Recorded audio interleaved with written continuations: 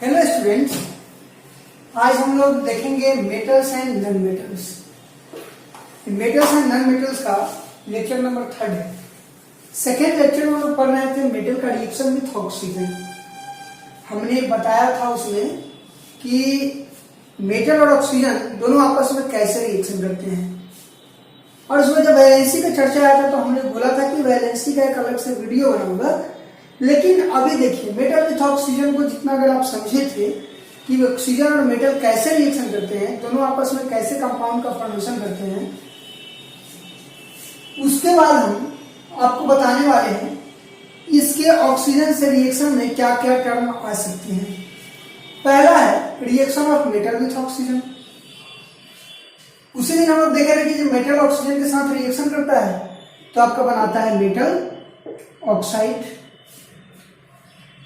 जब metal oxide बनाता है, आसानी से सुनिएगा, जब मेटल ऑक्साइड बनाता है तो maximum number of metal oxide जो होता है, most of the metal oxide are insoluble in water, यानी वाटर में क्या होता है, वो इनसॉल्युबल होता है। लेकिन कुछ मेटल जो है, यानी कुछ मेटल ऑक्साइड है आपके, वो क्या होंगे, वाटर में सॉल्युबल होंगे। जैसे सोडियम और पोटेशियम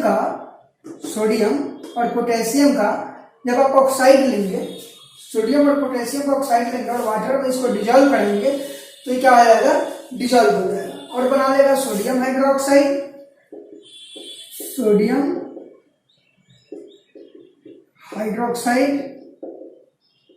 और ये बना लेगा पोटेशियम हाइड्रोक्साइड।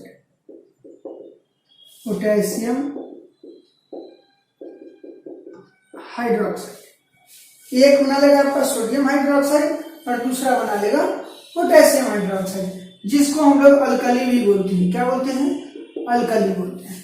तो दोस्त इसको नोट कर लीजिए, reaction of metal with oxygen का ए नंबर में याद रखिएगा कि मैक्सिमम मेटल ऑक्साइड वाटर में सॉल्युबल है, लेकिन कुछ मेटल्स ऑक्साइड जैसे सोडियम और पोटेशियम का ऑक्साइड वाटर में जब सॉल्युबल होगा तो वो क्या बोलेंगे, उसको अल्कली बोलेंगे। बी नंबर में जैसे हमने लिखवाया है, most of the metal oxides are insoluble एक साथ in water। लेकिन बी नंबर का एक नंबर याद रखें। ये सब चीजें बहुत अच्छे से समझ में आएगा तो धीरे धीरे आगे बढ़ेंगे। तब जब कुछ मेटल ऑक्साइड जब वाटर में डिजॉल्व हो जाएगा तो क्या होगा, अल्कलाइन बोलेंगे उसको। क्या बोलेंगे, अल्कलाइन। कौन चीज बोलेंगे, अल्कलाइन बोलेंगे। इससे पहले जब अल्कली बोले थे सिर्फ सोडियम ऑक्साइड और पोटेशियम ऑक्साइड के लिए। इसके बाद जो भी मेटल ऑक्साइड वाटर में डिजॉल्व होगा उसको हम क्या बोलेंगे, अल्कलाइन बोलेंगे। दूसरा, मेटल ऑक्साइड किस नेचर का होता है, मेटल ऑक्साइड किस नेचर का होता है, बेसिक नेचर का। किस नेचर का होता है, बेसिक नेचर का। क्या होता है, बेसिक नेचर का। तो जो मेटल ऑक्साइड है यानी बेसिक ऑक्साइड है, अगर इसको हम एसिड के साथ रिएक्शन कराएंगे, किसके साथ कराएंगे, एसिड के साथ रिएक्शन कराएंगे, तो जो रिएक्शन होकर मिलेगा न्यूट्रल यानी न्यूट्रलाइजेशन रिएक्शन को फॉलो कर देगा, मैक्सिमम केस में फॉलो करेगा। तो मेटल ऑक्साइड यानी बेसिक ऑक्साइड को जब एसिड के साथ रिएक्शन कराएंगे तो क्या मिलेगा, आपका न्यूट्रल मिलेगा। जैसे कि एग्जांपल आप देखिएगा, MgO प्लस H2SO4 कौन सा रिएक्शन हो गया, एसिड बेस रिएक्शन। कौन सा रिएक्शन हो गया, एसिड बेस रिएक्शन। यानी आपको क्या मिल जाएगा, MgSO4 प्लस H2, यानी न्यूट्रल बोलते हैं। इसका मतलब क्या क्या मिलता है, साल्ट मिलता है। कौन चीज मिलता है, साल्ट मिलता है। तो जब मेरा मेटल ऑक्साइड यानी बेसिक ऑक्साइड जब रिएक्शन करेगा एसिड के साथ तो कौन चीज बनाएगा, साल्ट बनाएगा। क्या बनाएगा, साल्ट बनाएगा। तो इस पॉइंट को ध्यान में दीजिएगा। लेकिन यहाँ पे एक कंसेप्ट ध्यान में देना है आपको कि मेटल ऑक्साइड जो बेसिक है, मैंने लिखवाया था कि most of the metal oxide are basic in nature. Maximum metal oxide जो है बेसिक नेचर का होता है। लेकिन सम मेटल ऑक्साइड, कुछ मेटल ऑक्साइड जो है मैं बता रहा हूं, जैसे बेस के साथ रिएक्शन कर लिया, सॉरी ये बेस है, एसिड के साथ रिएक्शन कर लिया तो क्या बना दिया आपका, साल्ट बना दिया। लेकिन कुछ मेटल ऑक्साइड एसिड के साथ भी रिएक्शन करते हैं और बेस के साथ भी रिएक्शन करते हैं। उस मेटल ऑक्साइड को हम लोग क्या बोलते हैं, एम्फोटेरिक ऑक्साइड। क्या बोलते हैं, एम्फोटेरिक ऑक्साइड। तो नेक्स्ट पॉइंट लिखिएगा स्टार में करके, सम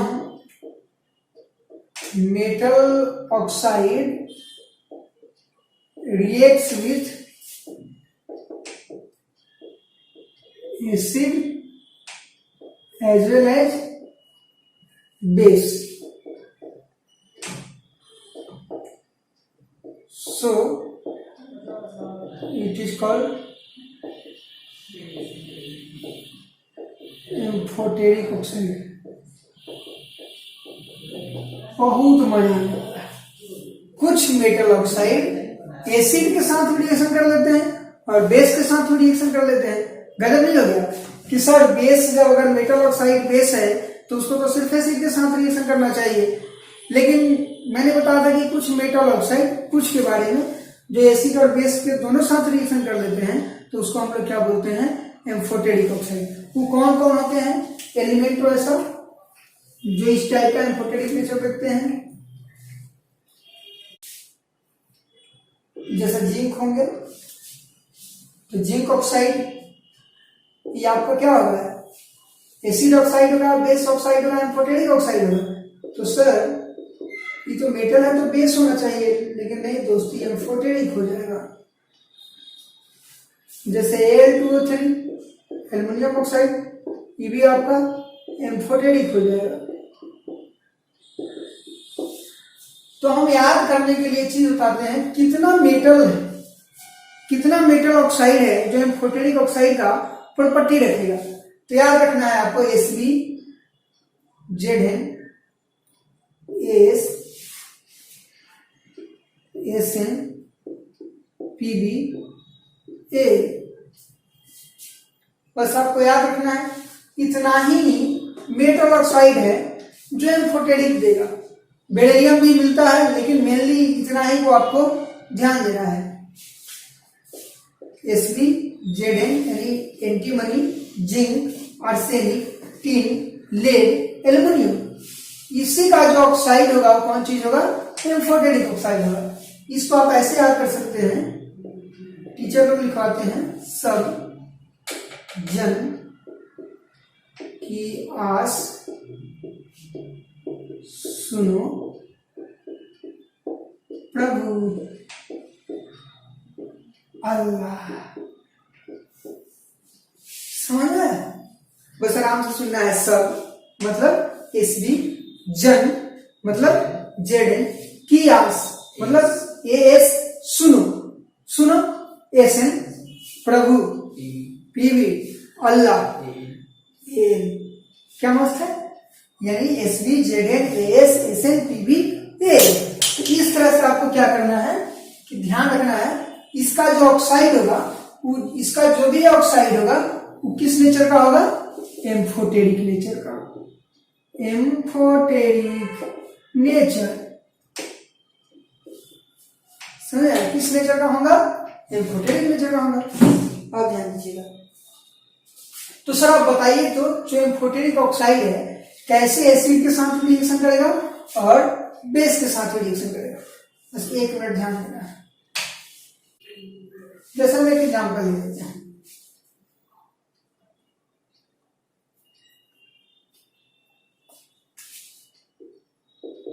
Al2O3 plus HCl, sorry balance आप खुद कीजिएगा, बनेगा AlCl3 प्लस H2।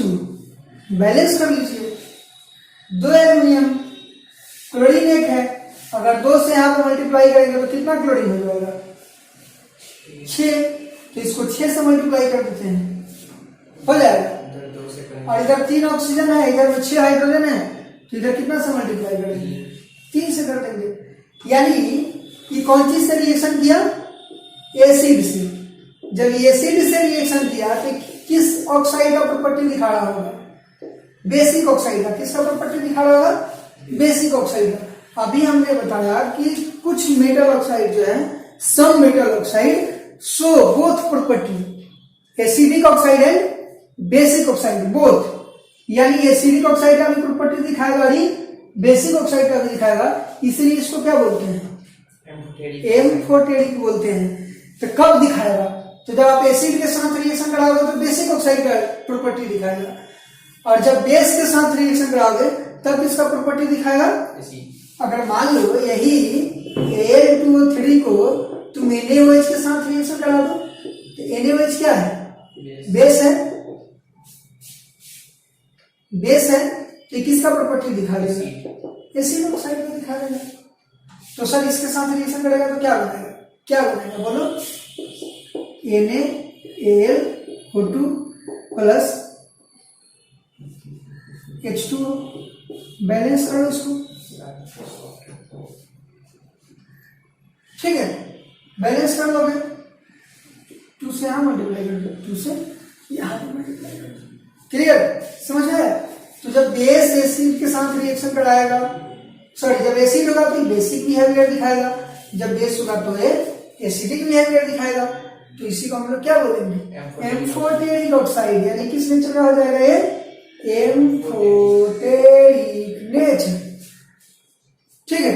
एक और एग्जाम्पल देते हैं, जैसे ZnO प्लस HCl।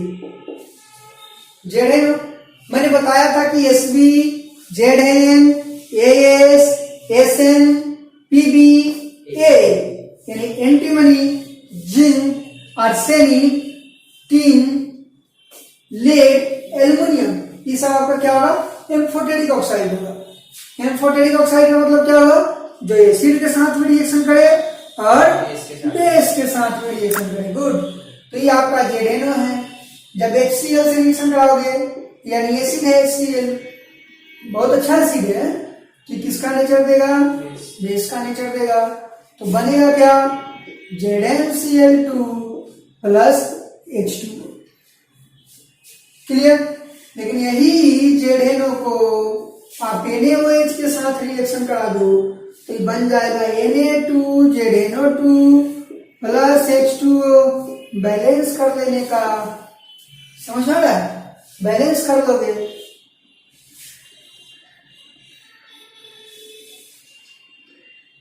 हाँ ठीक है। तो ये क्या कौन चीज है?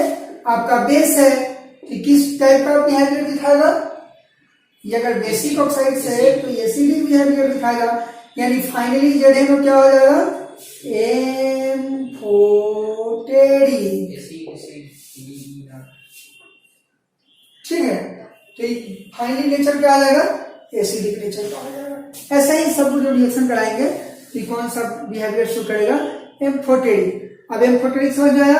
अब यहाँ से 11 तक का क्वेश्चन जो है, 12 तक का क्वेश्चन एम्फोटेरिक को जो भी आया उसको आसानी से क्लिक कर सकते हैं। क्लियर? जैसे आपका कुछ मेटल है, तो कुछ मेटल को, अब जब मैंने बताया था ना कि मैक्सिमम मेटल जो ऑक्सीजन के साथ रिएक्शन करता है तो कंडीशन है उसके साथ, कुछ रूम टेम्परेचर पे करता है आपका, कुछ को हीट देना पड़ता है, मैक्सिमम हीट देना पड़ता है, और कुछ रिएक्शन करता ही नहीं है। तो अलग अलग मेटल्स का जो है मैं यहाँ पे आपको बता रहा हूं क्या होता है। जैसे देखिए sodium and potassium reacts with oxygen of air at room temperature,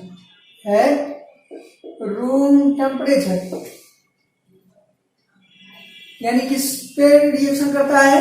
room temperature पे। मोस्ट रिएक्टिव होता है सोडियम प्लस ऑक्सीजन जैसे रिएक्शन आप कराओगे O2 Na2O, जैसे पोटेशियम प्लस O2 K2O। जैसे ही सोडियम और पोटेशियम रूम टेम्परेचर पर ऑक्सीजन के साथ मिलते हैं, फटाक रिएक्शन कर लेते हैं। जब रिएक्शन कर लेते हैं इसका मतलब क्या है? मोस्ट रिएक्टिव है। मोस्ट रिएक्टिव है, इतने रिएक्टिव है कि इनको कहां पर रखा जाता है? Under kerosene oil. क्यों? क्योंकि जैसे ही अंडर केरोसिन ऑयल नहीं रखेंगे ये क्या कर लेता है, रिएक्शन तो करता है लेकिन कैचेज फायर, आग पकड़ लेता है, जिसके कारण it is kept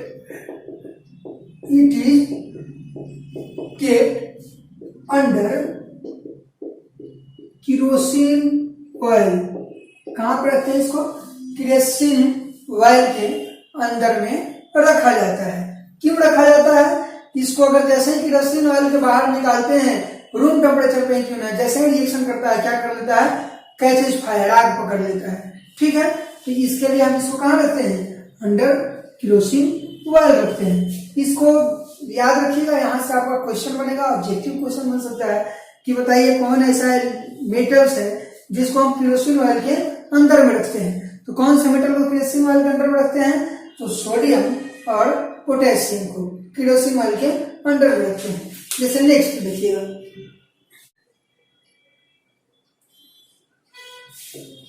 magnesium, aluminium, zinc and lead also combines with oxygen of air at ordinary temperature, at ordinary temperature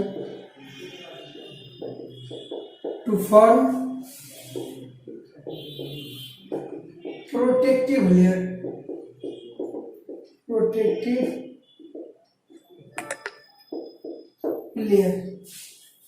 यानी कि protective layer of oxide on their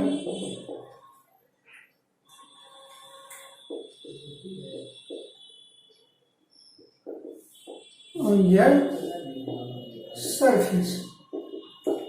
ध्यान दीजिएगा, जैसे ही मैग्नीशियम, एल्युमिनियम, जिंक, लेड को ऑक्सीजन के साथ reaction कराएंगे तो ऑक्साइड बनाएगा।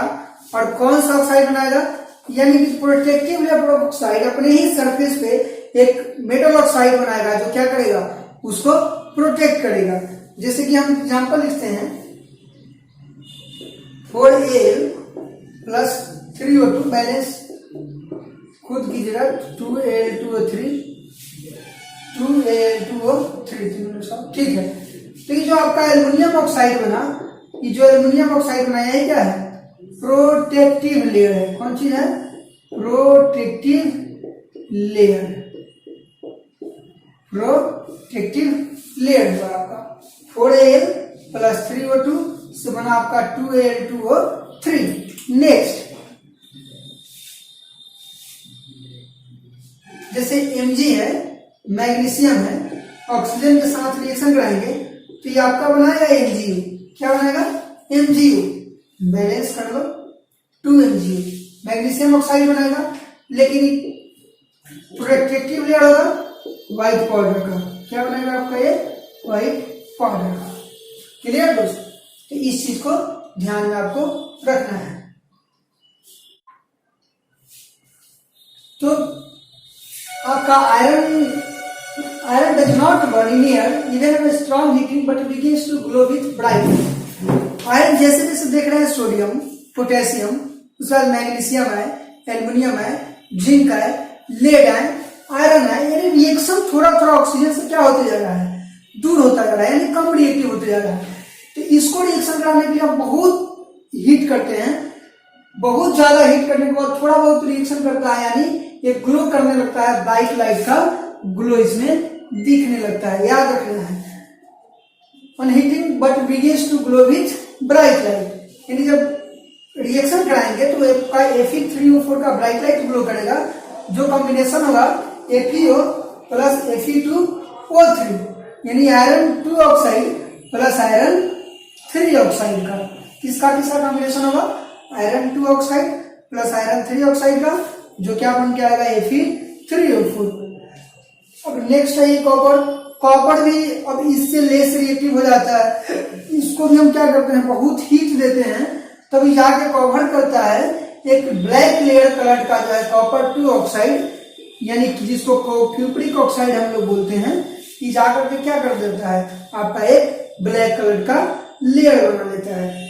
इसके आगे जैसे ही हम लोग आएंगे गोल्ड, सिल्वर, प्लैटिनम, जैसे ही लिखेंगे, लिखिएगा आप,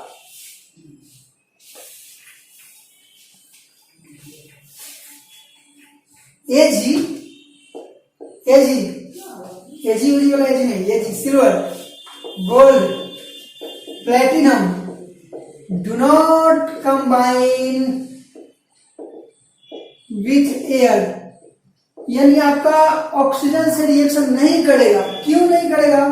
ड्यू टू लेस रिएक्टिव। ऐसे हम लोग रिएक्टिविटी सीरीज पढ़ेंगे, इसके आगे हम लोग रिएक्टिविटी सीरीज पढ़ेंगे, और पिछले चैप्टर में भी हमने केमिकल रिएक्शन इंडिकेशन में आपको रिएक्टिविटी सीरीज पढ़ाया है। तो ध्यान दीजिएगा कि सबसे लेस्ट रिएक्टिव होता है जो आपका ऑक्सीजन से रिएक्शन नहीं करेगा, जिसका एग्जाम्पल है, फ्रेश एग्जाम्पल है कि जब हम ज्वेलरी वगैरह पहनते हैं गोल्ड का, तो फिर क्या होता है, बहुत दिनों बाद जो है उसके कलर पे क्या पड़ता है, इफेक्ट पड़ता है, यानी कि ऑक्सीजन के साथ रिएक्शन नहीं करता है। क्यों नहीं करता है? क्योंकि आपका लेस रिएक्टिव होता है। तो इतना आपका रिएक्शन विथ ऑक्सीजन था।